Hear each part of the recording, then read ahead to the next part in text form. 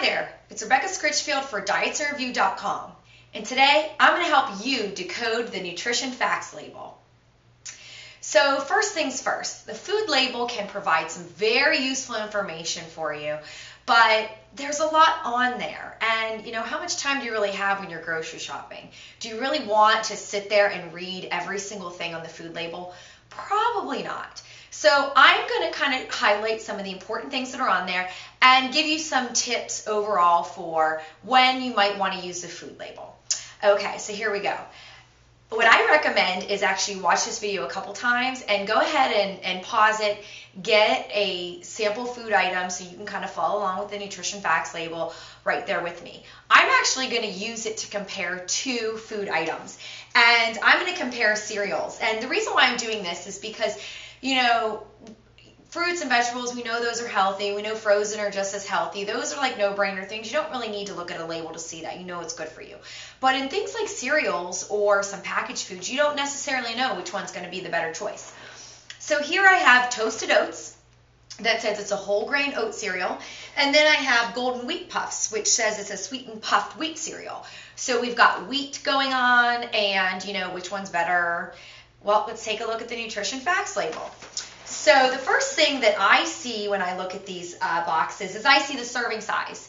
And the golden wheat puffs is only 3/4 of a cup, yet the toasted oats cereal is a whole cup. So first things first, I know that I get more portion in that cereal.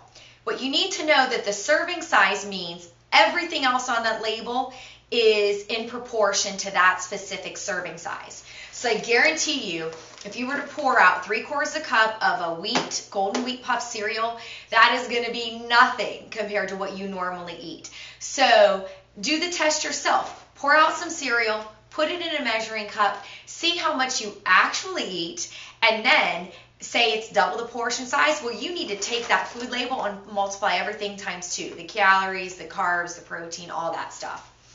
Okay, so now we know that one of them is a bigger portion size than the other. Then looking down, you could take a look at fat. Most cereals are low in fat unless it's a granola-based cereal, so I wouldn't be surprised to see them both to be low in fat. You want to look at food labels in general for saturated and trans fat. You want that to be as low as possible.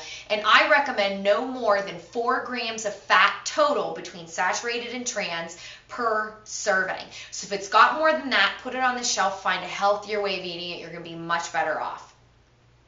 So then I look at cholesterol, and basically in a lot of cereals it's low in cholesterol. A lot of foods are going to be low in cholesterol.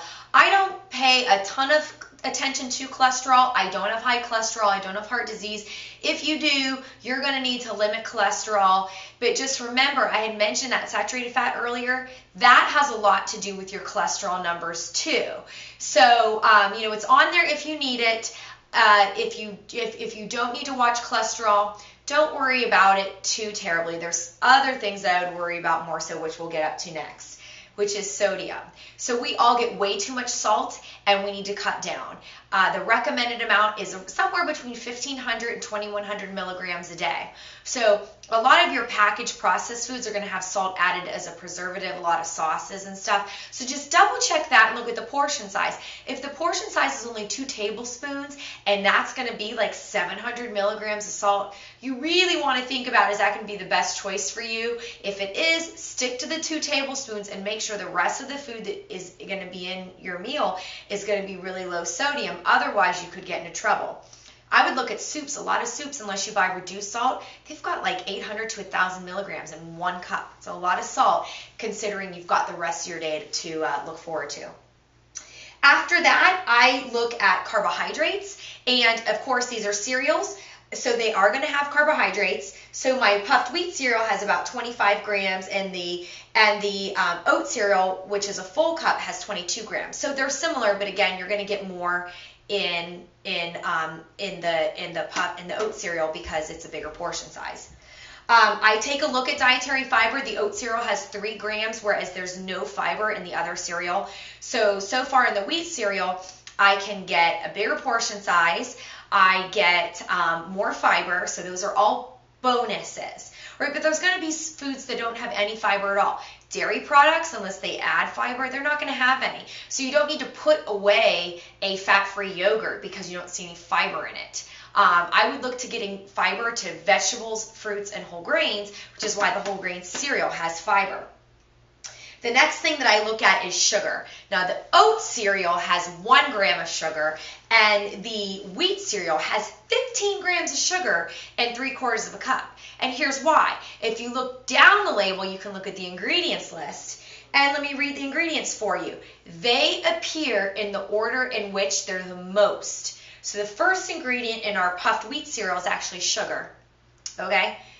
That's all you really need to see. That one goes back on the shelf right then and there. If the first ingredient in a cereal is sugar, it's not a health food. It's not rocket science, people. Okay, the next ingredient is wheat, finally. Okay, good. Third ingredient is corn syrup, which is another way of saying sugar. And the fourth ingredient is honey, again, a sugar. So 3 out of the first 4 ingredients in this puffed wheat cereal are actually sugars. So right then and there, no other comparison needed. This one should go on the shelf. It's not a health food. It's not going to fuel you well for your day. I would just choose the toasted oat cereal instead. And what I would do is I might pair this with, say, a banana, a little bit of fat-free milk. I might use this as a base for a homemade trail mix with some dried fruit, a couple of semi-sweet morsels.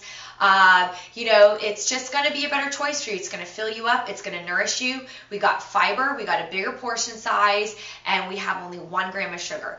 Your cereal will still be sweet because you're going to add fruit, and there's also a little bit of natural sugar in the milk.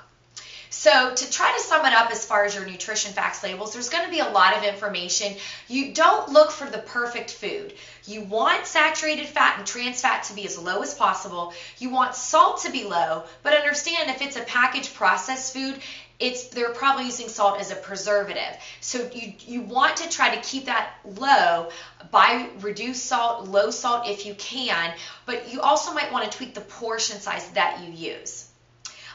We are looking for fiber where we expect to see it. Don't expect to see it in yogurt. Expect to see it in whole grain products, whole grain breads, and in frozen or fresh fruits and vegetables. And that brings me to my last tip. Some of the healthiest foods for you don't need a label. Okay, so double check that produce aisle and see if you can get most fresh whole foods in your basket and fewer of the bagged and boxed processed foods. For dietsinreview.com, I'm Rebecca Scritchfield.